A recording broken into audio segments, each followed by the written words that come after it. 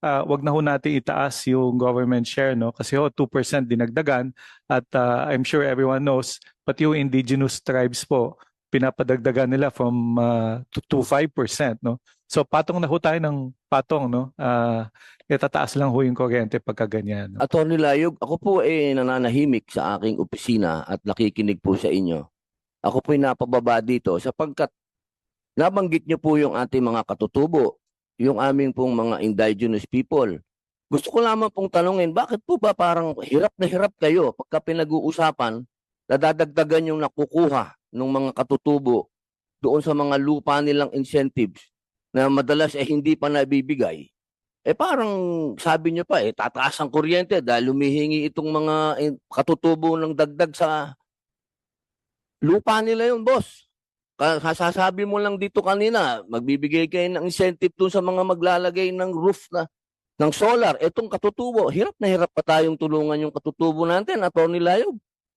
Madam Chair, if I may respond to that. Actually, the Honorable Senator, hindi naman ho kami pumapalag sa pagbigay ng incentives, no? Sabi nyo kasi kanina Sabi nyo, boss, Tinaas po. tataas ang kuryente pagka tinaas yung percentage. Alam niyo po ba sa pag-aaral namin dito, karamihan ng katutubo natin hindi pa nakukuha yung percentage na yan?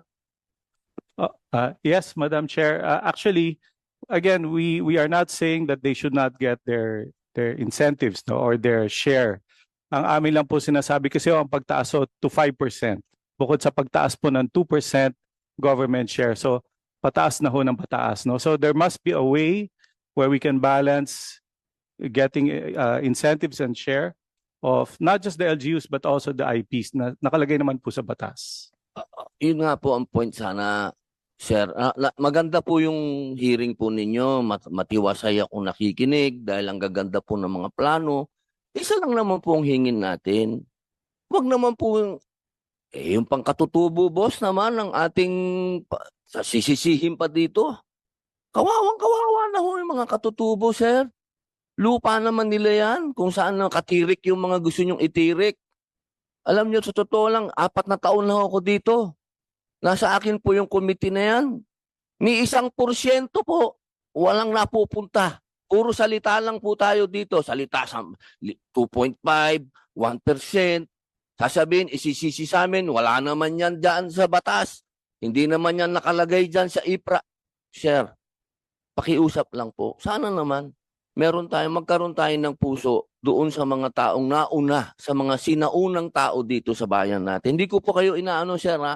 Ako po yung mapakaganda po ng presentasyon nyo. Sana lang po ma-rephrase natin minsan yung ating pananalita pagdating po sa mga katutubo. Dahil kung sino po dapat ang unang makinabang dito, sir, nakikiusap po ako.